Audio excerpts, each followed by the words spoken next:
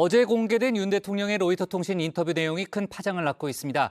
대통령실은 우크라이나 무기 지원, 조건부로 얘기한 거라고 했지만 러시아는 당장 전쟁 개입이라면서 보복을 경고하고 나섰죠. 대통령실은 여전히 원론적인 입장이라는 점을 강조하면서 러시아 하기에 달렸다고 재반박했습니다. 정치권에선 우려의 목소리도 나오고 있는데요. 관련 내용을 유한울 체커가 정리했습니다. 네, 5시 하면 다정해 정혜연들의 뉴스큐레이터 울체커입니다. 목요일의 뉴스픽 5 바로 들어갑니다. 오늘 준비한 소식은요. 러시아에 달렸다. 이태원 특별법, 우선 매수권, 이동권 보장, 억울한 피해자로 준비했습니다. 어제의 일픽, 중대한 사안인 만큼 오늘도 일픽으로 가져왔습니다.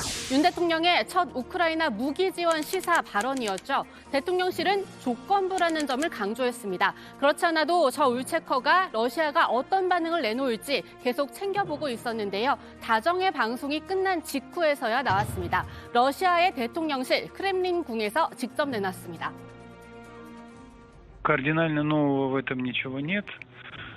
И в плане санкций и так далее, к нашему сожалению, Сеул занял достаточно недружественная позиция, средственно в этот конфликт. Конечно же, начало поставок вооружения будет косвенно означать определенную стадию вовлеченности в этот конфликт.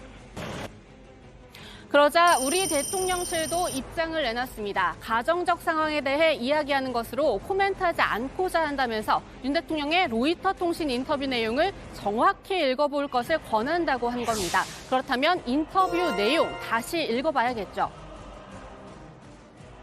민간인에 대한 대규모 공격, 학살, 심각한 전쟁법 위반과 같이 국제사회가 용납할 수 없는 상황이 있다면 우리가 인도주의적 또는 재정적 지원만 고집하는 것이 어려워질 수 있습니다. 네, 윤 대통령이 내세운 조건은 3가지입니다. 민간인에 대한 대규모 공격, 학살, 그리고 심각한 전쟁법 위반입니다. 그런데 사실 그동안 이 우크라이나 전쟁 양상을 보면요. 3가지 모두 상당 부분 이미 벌어지고 있다고 볼 수도 있죠. 군 장성 출신 민주당 김병주 의원도 이 부분을 지적했습니다. 민간에 대한 대규모 공격요? 이미 이루어졌습니다. 도저히 묵과할 수 없는 대량 학살이 자행된 걸로 계속 뉴스에 나오잖아요. 전쟁법을 중대하게 위반한 사항, 거기에서는 러시아군이 전쟁법을 많이 위반한 사례들이 나오고 있습니다. 그래서 이 조건으로 한다면은 지금 당장도 살상 무기를 지원할 수 있게 되는 겁니다. 그래서 저는 이것이 너무나 어이없어요. 도대체 우크라이나 전쟁을 대통령실은 모니터링을 하고 있는지를 모르겠어요. 그래서 혹시 러시아가 뜨끔한 건 아닌가 싶은데요. 정말 다양한 경로로 반응을 내놓고 있습니다. 이 반응들을 종합해보면 보복하겠다는 경고입니다. 주한 러시아 대사관은 한반도 안보 상황 맥락에서 우리의 상호작용에 매우 부정적인 영향을 미칠 것이라고 했고요. 러시아 외무부도 한반도 주변 상황을 언급했습니다. 그리고 푸틴 대통령의 측근인 드미트리 메드베데프 연방안전보장회의 부의장까지 등판했는데요. SNS에 우리가 그들의 가장 가까운 이웃인 북한에 최신 무기를 제공한다면 그 나라 국민들이 뭐라고 말할지 궁금하다. 받은 만큼 돌려주겠다. 확실히 엄포를 놨습니다. 우리 대통령실은 여기에 또다시 응수했습니다. 대통령실 고위 관계자는 오늘 러시아 당국이 일어나지 않은 일에 대해 코멘트한 격이다. 앞으로 우리가 어떻게 생각할 것인가는 러시아의 행동에 달려있기도 하다고 했는데요. 이렇게 우리나라와 러시아의 갈등 수위가 가파르게 올라가고 있는 모습입니다. 반대로 미국과는 한층 더 밀착하는 모습인데요. 백악관은 마치 기다렸다는 듯이 어제 우크라이나에 대한 36번째 군사지원 패키지를 발표했습니다. The package will include more ammunition for U.S.-provided HIMARS, rocket systems, and anti-armor systems, as well as additional artillery rounds. The United States will continue to work with our allies and partners to help Ukraine defend itself, to defend its democracy, and protect its people. 네, 동맹국과의 계속 협력, 이 말이 귀에 쏙 들어오는데요. 그렇다면 한미 정상회담에도 우크라이나 무기 지원 문제가 의제로 오를지에 관심이 쏠립니다. 대통령실 고위 관계자는 관련 질문을 받고 논의는 현재 준비되지 않았다고 했는데요. 다만 글로벌 이슈를 말한다고 할 때 우크라이나 문제 말할 수도 있다면서 가능성을 완전히 닫진 않았습니다. 미국 싱크탱크 CSIS도 의제로 오를 가능성이 있다고 예측했는데요. 그러면 이미 미국이 원하는 답변을 어느 정도 들려준 우리나라입니다. 그래서인지 오늘 양국이 윤 대통령의 방미 일정을 동시에 발표할 때도 훈훈한 분위기가 감지됐습니다. 백악관은 바이든 행정부에서 외국 정상으로서는 두 번째, 또 인도태평양 국가 정상으로서는 첫 국빈 방문이라고 설명하면서 철통 같은 한미 동맹을 강조하는 것이라고 했습니다. 대통령실도 마찬가지입니다. 결국 가장 중요한 것은 70년 동맹의 시작과 과정, 그리고 우리의 모든 현재의 모습은 한미 가치 동맹에 기반하고 있다라는 것을 재확인하는 동맹 정상회담이 될 것으로 기대합니다. 한미 간에 보다 쉽게 접촉하고 교류하고 기회를 향유할 수 있는 무대를 더욱 확장해 나가는 정상회담이다. 이렇게 보시면 될 것 같습니다. 김태효 1차장은 그러면서 이번 방미 기대 성과 중 하나로 한미 간 확장 억제의 구체적 작동을 들었는데요. 우리나라가 여기에서 한 발 더 나아가서 나토와의 밀착까지도 노리는 것 아니냐, 이런 해석도 나옵니다. 참고로 나토 사무총장도 지난 1월 공개적으로 우리나라에 우크라이나 군사 지원을 요청한 적이 있었습니다. 그렇다면 결국 이런 식으로 러시아와 완전히 선을 그어도 되는 것인가, 이 문제를 다시 따져봐야 합니다. 지정학적인 위치상 안 된다는 우려가 나오는데요. 우선 러시아 교민들과 현지에 진출한 우리 기업들이 직격탄을 맞을 수 있고요. 또 북한 문제에 있어서도 러시아는 매우 중요합니다. 특히 전문가는 북한의 유사시를 걱정하면서요. 윤 대통령의 이번 발언, 이왕 같은 내용이면 이 세 가지 전제 같은 상황이 아니면 절대 우크라이나를 지원하지 않겠다라고 하는 편이 좋았을 것이라고 지적합니다.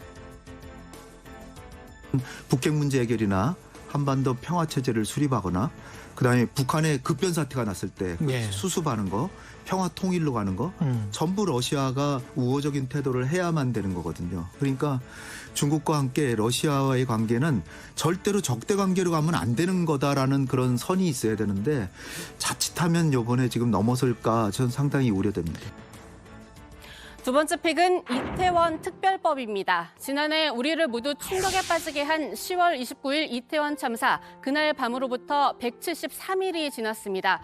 국회 차원의 국정조사를 했지만 유족들은 아직 제대로 밝혀진 게 없다면서 슬퍼하고 있습니다. 수사로 진상 규명이 되었다고요?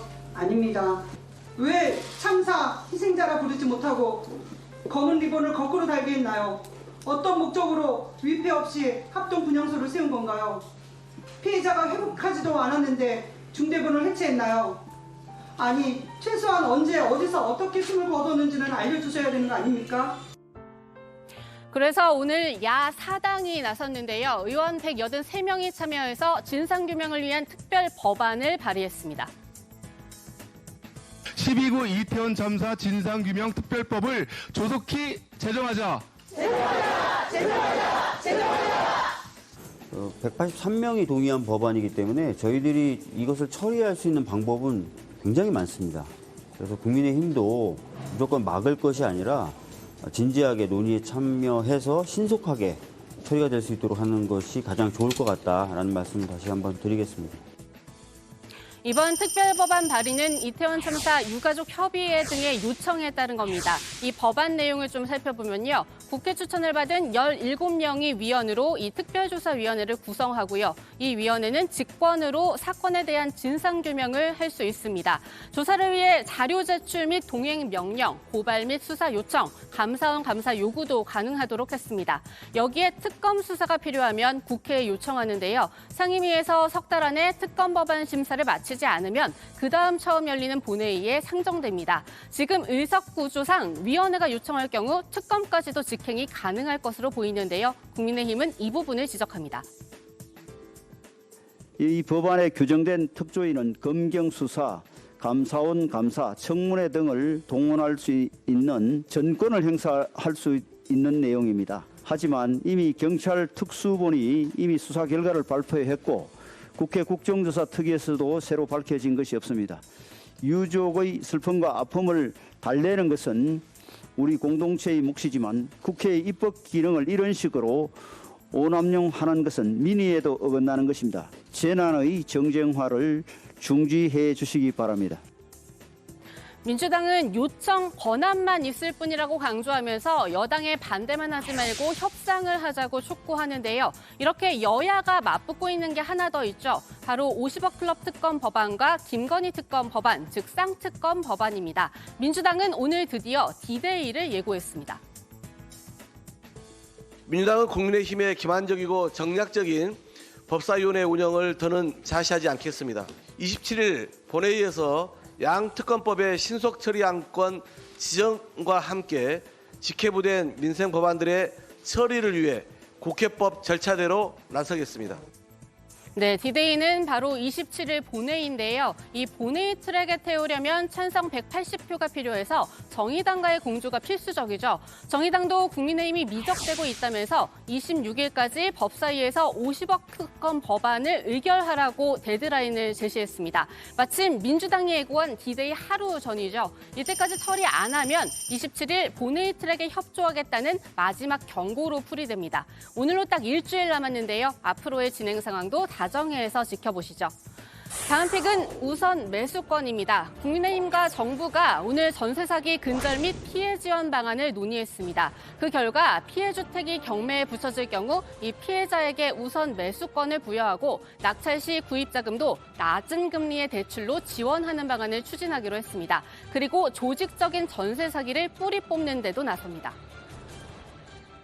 조직적 전세 사기는 범죄단체 조직죄를 적용하고 공범의 재산을 추적하며 범죄 수익은 전액 몰수 보존 조치를 취하기로 했습니다. 오늘 원희룡 국토부 장관께서도 모두에 말씀하셨지만은 피해 임차인이 많은 지역은 현장에 부스를 설치해서 찾아가는 상담버스를 내일부터 운영하기로 했습니다.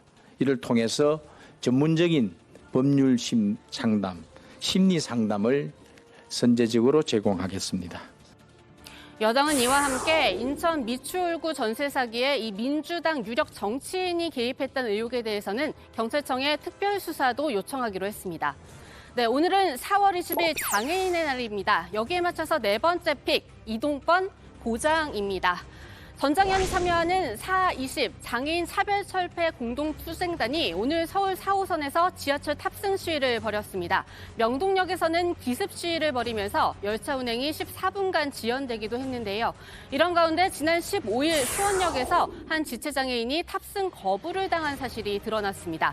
무궁화호에 휠체어 전용 좌석을 예약했지만 코레일 측이 입석 승객이 많다는 이유로 안 태운 건데요. 코레일은 오늘 공식 사과하고 교통약자의 이동권을 보장될 수 있도록 관리하겠다고 밝혔습니다. 네, 마지막 픽은 억울한 피해자입니다. 고 박원순 전 서울시장의 배우자 강난희 씨가 박 전 시장의 부하 직원 성희롱 의혹을 두고 남편은 억울한 피해자라고 주장했습니다. 앞서 강 씨는 인권위에 성희롱 인정을 취소해달라면서 소송을 제기했지만 1심에서 패소했고요. 항소심이 오늘 본격적으로 시작됐는데요. 이 자리에 참석해서 이렇게 말한 겁니다. 강 씨의 소송 대리인도 성희롱 피해자인 망인이 가해자로 설명되고 있다고 변론했습니다. 네, 오늘의 뉴스픽은 여기까지입니다. 들어가서 원픽 뽑겠습니다. 뉴스픽 5였습니다.